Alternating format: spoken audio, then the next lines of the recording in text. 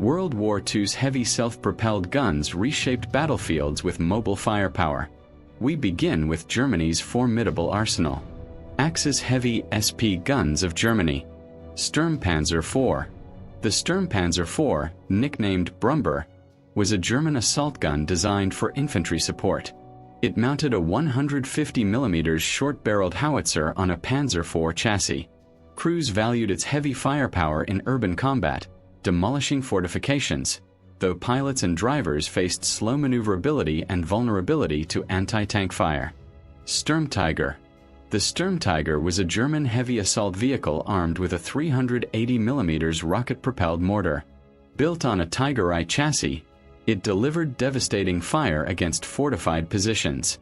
Crews handled extreme recoil and limited mobility, while infantry relied on its sheer destructive power to break entrenched defenses during urban engagements. Hummel. The Hummel was a German self-propelled artillery gun mounting a 15 cm SFH-18/1 howitzer on a Panzer III/4 chassis. Designed for mobile fire support, it provided long-range bombardment. Crews appreciated its balance of firepower and mobility, though exposed positions left them vulnerable to counter-battery fire. Grille.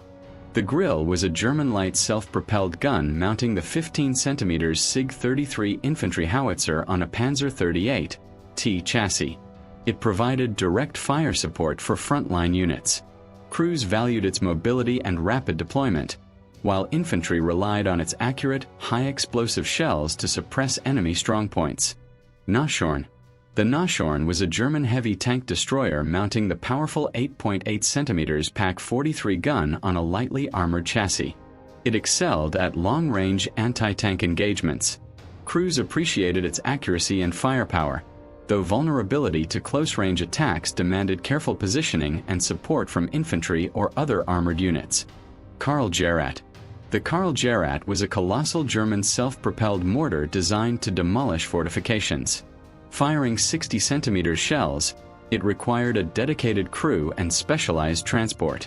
Operators faced extreme logistical challenges, while infantry relied on its unmatched explosive power to obliterate bunkers and defensive positions during siege operations. Wesp. The Wesp was a German light self-propelled gun mounting the 10.5 cm LU FH-18 howitzer on a Panzer II chassis. Designed for mobile artillery support, it provided rapid indirect fire. Crews valued its agility and ease of deployment, while infantry relied on its consistent shelling to suppress enemy positions. Sturmgeschütz IV. The Stug IV was a German assault gun built on a Panzer IV chassis, mounting a 75 mm gun. Primarily used for infantry support and tank hunting, it combined firepower with low-profile protection. Crews appreciated its reliability, while infantry depended on it to breach enemy defenses and provide mobile direct fire. Dicker Max. The Dicker Max was a German self-propelled heavy tank destroyer armed with a 10.5 cm K-18 gun. Its design focused on long-range anti-tank fire, mounted on a modified Panzer IV chassis. Crews valued its precision and firepower, though its limited mobility made positioning critical during battlefield engagements. Geschützwagen Tiger. The Geschützwagen Tiger was a German prototype heavy self-propelled gun mounting the 17 cm K-72 cannon. Intended for long-range artillery support, it combined immense firepower with the WWII chassis. Crews tested its accuracy and stability, though limited production and weight restricted battlefield deployment. Sturmpanzer 38T. The Sturmpanzer 38T was a German assault gun built on the Panzer XXXVIII-T chassis, mounting a short-barreled 75 mm howitzer. Designed for infantry support, it excelled in urban and fortified areas. Crews valued its compact size and maneuverability, while soldiers relied on its explosive shells to clear strongpoints efficiently. Panzerjäger Tiger P. The Panzerjäger Tiger P, known as Ferdinand or later Elephant, was a heavy German tank destroyer mounting an 88 mm PaK-43 gun. Its thick armor made it formidable against Allied tanks. Crews faced mechanical strain and limited mobility, but its firepower allowed long-range destruction of heavily armored targets. Allied heavy SP guns. Soviet Union. Su-152. The Su-152 was a Soviet heavy assault gun mounting a 152 mm howitzer on a KV-1S chassis. Nicknamed Zveroboy for its effectiveness against German armor, it excelled at destroying fortifications and tanks.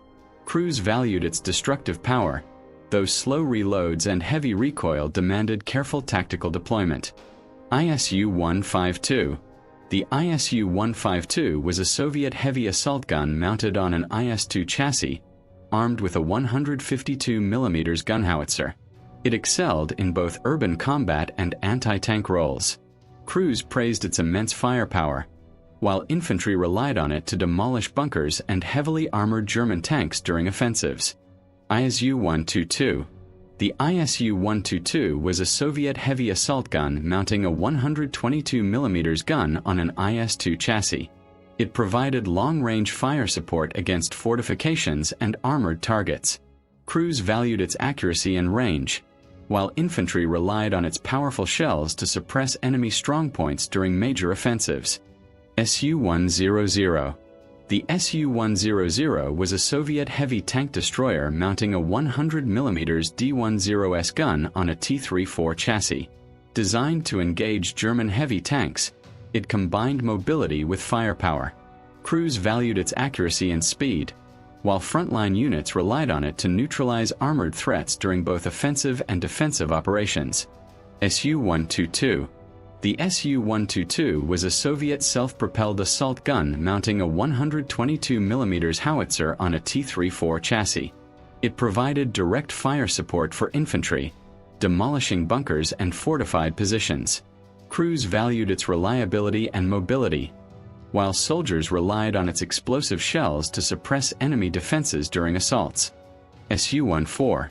The Su-14 was a Soviet experimental self-propelled heavy gun designed for long-range bombardment. Mounted on a tracked chassis, it fired large-caliber shells with devastating effect.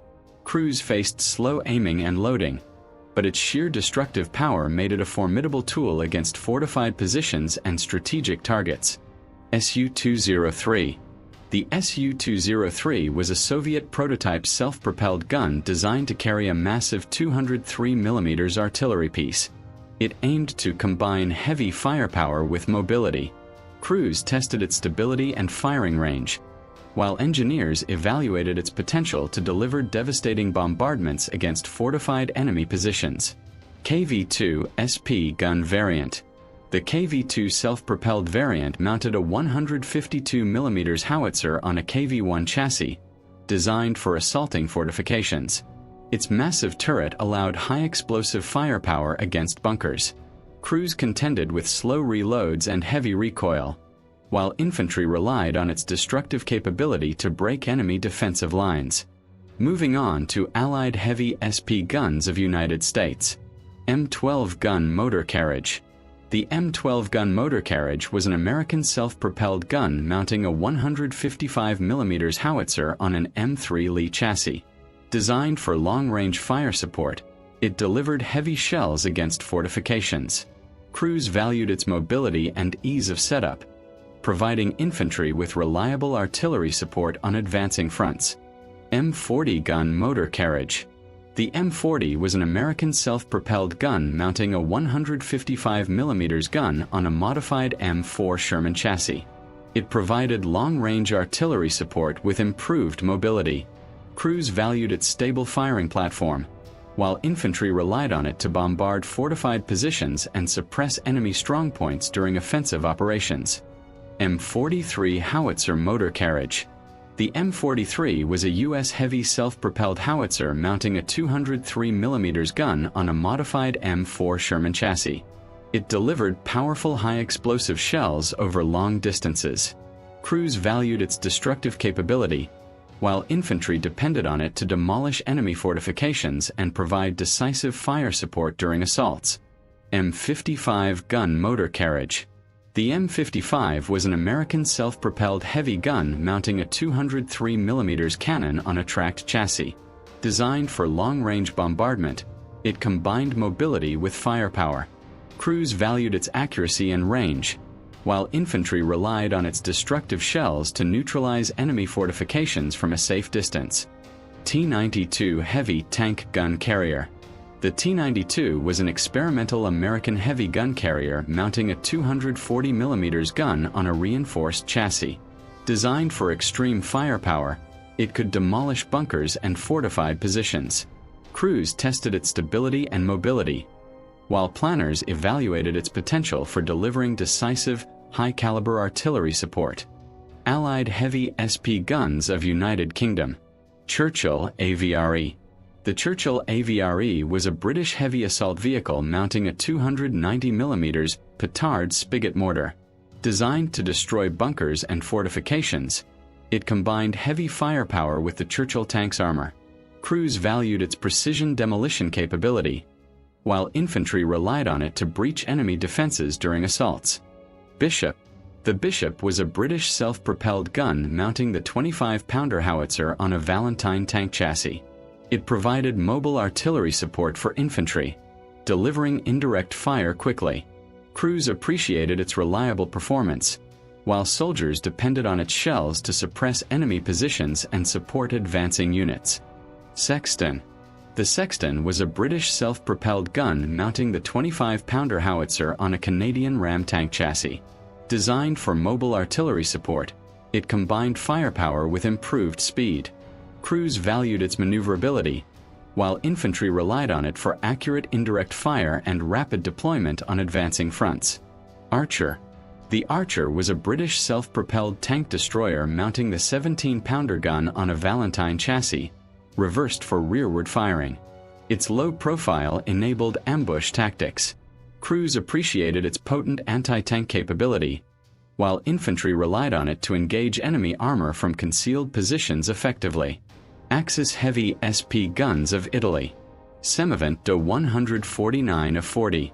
The Semovent de 149-40 was an Italian self-propelled gun mounting a 149 mm howitzer on a modified chassis. Designed for long-range artillery support, it could deliver devastating fire against fortifications.